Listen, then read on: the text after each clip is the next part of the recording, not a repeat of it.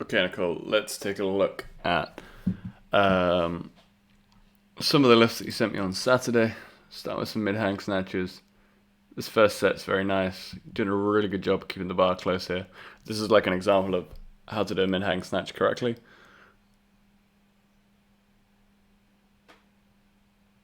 Yeah, great set there. Okay, and then moving to the second set.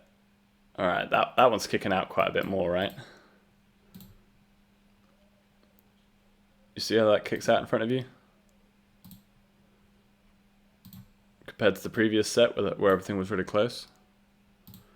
So we need to avoid that. You got to keep the bar much closer to your chest. That was better.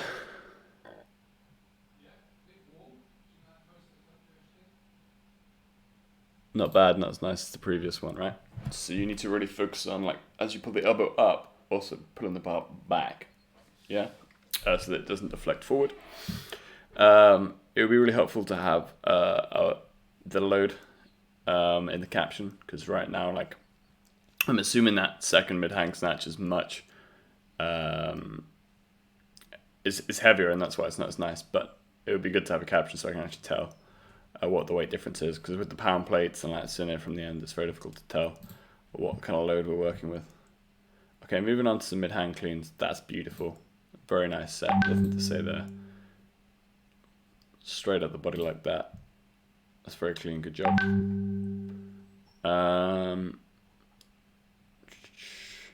Front squat jerk. I got a bit of forward movement there with the bar. So what I'm going to do is I'm just going to give you a point of reference by drawing a box around you.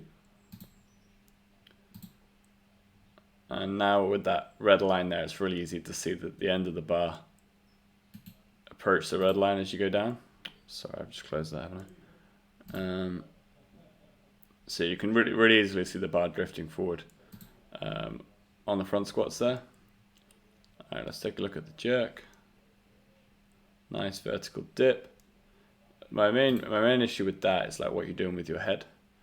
So this is definitely a habit you don't want to get into. Yeah, pretty nice footwork. So the main thing here is just like you've got your chin like down on your chest here. So instead, keep your chin straight up, so it like points this way. Your head is a fairly significant proportion of your body weight. So if you push it down and forward, it's going to throw your balance off. But also it negatively affects the overhead structure as well. So don't put your chin down on your chest. Keep it up. Alright, this caption says, "This jerk feels good," so I'm excited by that. Again, bar traveling forward a little bit. Gotta really think about keeping that chest back during the front squat. Yeah, that was a clean jerk. Very nice. Bar traveling back really nicely. Let's watch that again. Boom, love to see that. Slight forward angle of this knee. Like overall, like you're fairly well balanced. But like yeah, this foot, this knee should be, this shin should be straight up and down. But like it's a pretty strong position.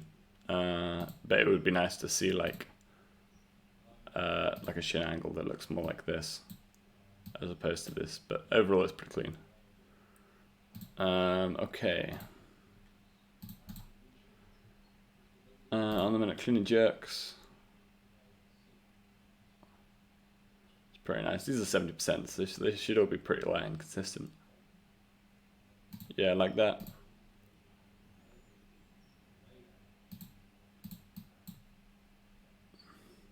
You got a slight movement around the knee there. Just don't make that a habit, right? Watch the bar. See how it goes forward there. The initial movement of the bar off the floor. It should be straight up or up and slightly back ideally. It should look like that, the bar path on yours. Looks like that. Otherwise pretty nice. Nice straight dip. That looks like you're very wide in the split and not quite long enough. So it looks like your feet are going this way too much and not this way enough. Have a look at one more clean and jerk. Same slight movement around the knee, so it's something you've got to watch out for.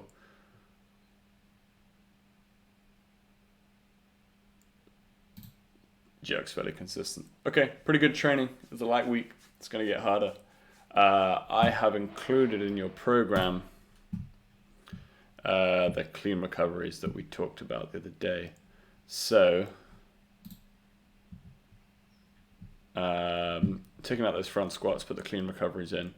And like, I think there could be some benefit. We're practicing front squats still on day 2, but